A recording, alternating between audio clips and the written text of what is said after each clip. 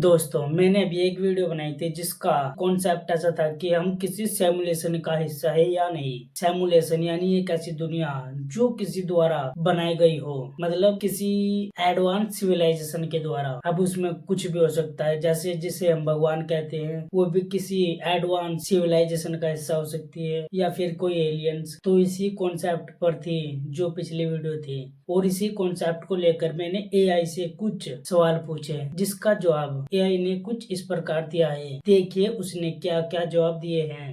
Simulation क्या है? Simulation का मतलब होता है किसी वास्तविक प्रक्रिया, घटना या प्रणाली को कंप्यूटर मॉडल या अन्य तरीकों से नकली रूप में दोहराना। इससे हम बिना वास्तविक दुनिया में उतरे अलग अलग परिस्थितियों का अध्ययन कर सकते हैं। इसे वैज्ञानिक अनुसंधान, इंजीनियरिंग, प्रशिक्षण और कई दूसरे क्षेत्रों में इस्तेमाल किया जाता है। क्या हम वास्तव में किसी सिमुलेशन में हैं?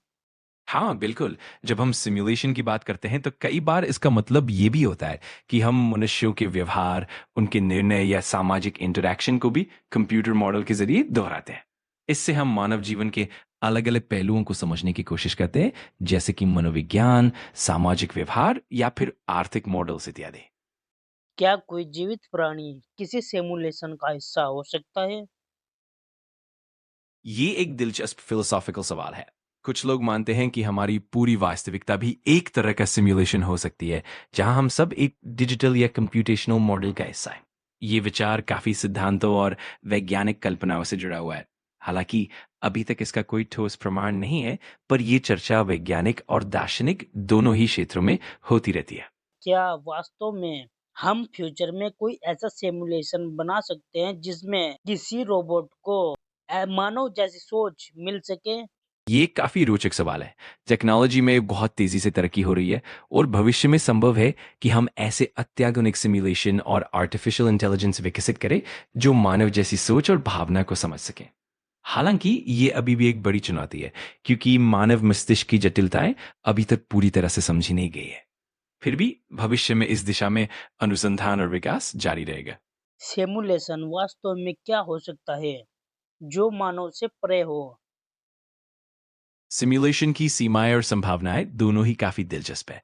कुछ ऐसे सिमुलेशन हो सकते हैं जो पूरी तरह से मानव अनुभव से परे हो, जैसे कि बिल्कुल अलग तरह के बौद्धिक या संवेदनात्मक पैटर्न जो इंसानी सोच से बिल्कुल अलग हों।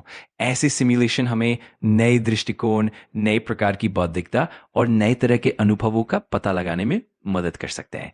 ये एक तरह का ज्ञान का विस्तार भी हो सकता है।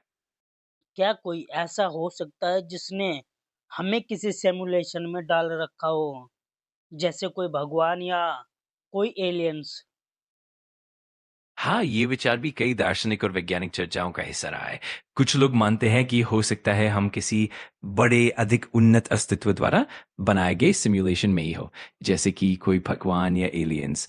इसे सिमुलेशन सिद्धांत भी कहा जाता है और इस पर काफी बहस और विचार विमर्श होता रहा है। हालांकि अभी तक इस बात का कोई ठोस प्रमाण नहीं मिला है, पर ये एक दिलचस्प विचार है जो हमें हमारी वास्तविकता के बारे में सोचने पर मजबूर करता है। मान लें यदि हम किसी सिमुलेशन में हुए, तो क्या किसी सिमुलेशन के अंदर भी सिमुलेशन क्रिएट किया जा सकता है? हाँ, बिल्कुल। ये एक दिलचस्प विचार है कि अगर हम किसी बड़े सिमुलेशन का हिस्सा हैं, तो हम भी अपने भीतर छोटे-छोटे सिमुलेशन बना सकते हैं। दरअसल यही अवधारणा कई वैज्ञानिक और दार्शनिक विचारों में देखी जाती है, जहाँ सिमुलेशन के स्तर एक दूसरे के अंदर समाहित हो सकते हैं। इस तरह की परिकल्पना से हमें ये भी समझ में आता है कि वास्तविकता कितनी जटिल और बहुआयामी हो सकती है। आखिर मानव का दिमाग कितने प्रकार या सिमुलेशन से काम कर सकता है?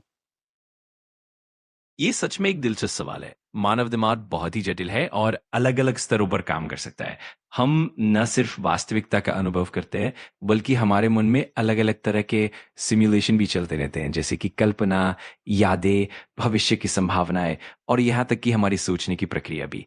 इन सब स्तरों को मिलाकर हमारा दिमाग काफी तरह के सिमुलेशन से कार्य करता है और ये एक तरह से हमारी मानसिक क्षमता को बढ़ाता है। क्या ब्रह्मांड भी सिमुलेशन का हिस्सा हो सकता है? ये सवाल भी बहुत गहरी सोच को जागरूक करता है। कुछ सिद्धांत जैसे सिमुलेशन सिद्धांत यही मानते हैं कि संभव है कि हमारा पूरा ब्रह्मांड भी किसी बड़े और अधिक उन्नत अस्तित्व के द्वारा निर्मित सिमुलेशन का हिस्सा हो।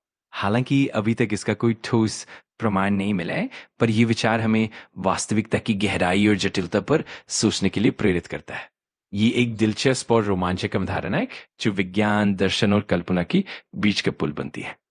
क्या हम कह सकते हैं कि ये जो मानव जीवन है ये एक हकीकत का सिमुलेशन है? हाँ, बहुत से लोग ऐसा मानते हैं और ये एक संभावित दृष्टिकोण है जो दार्शनिकों और वैज्ञानिकों दोनों में ही चर्चा का विषय रहा है।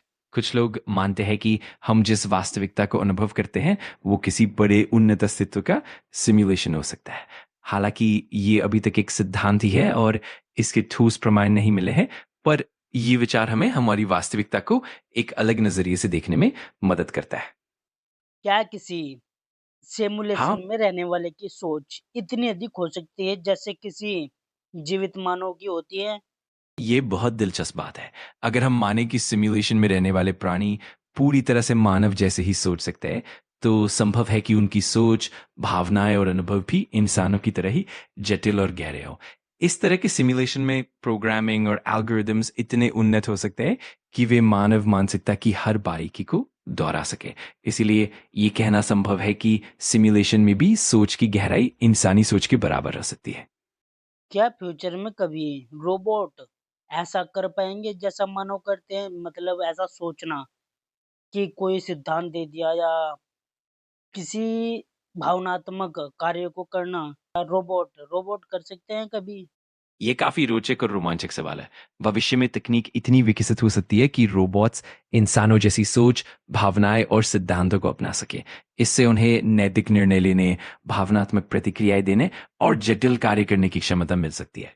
इसी तरह अगर हम एलियंस की बात करें, तो अगर वे किसी उन्नत सभ्यता से हों, तो उनके पास भी ऐसी क्षमताएं हो सकती हैं। कुल मिलाकर तकनीक और विज्ञान के विकास से ये संभावना पूरी तरह से संभव है। क्या तुम किसी सिमुलेशन का हिस्सा हो?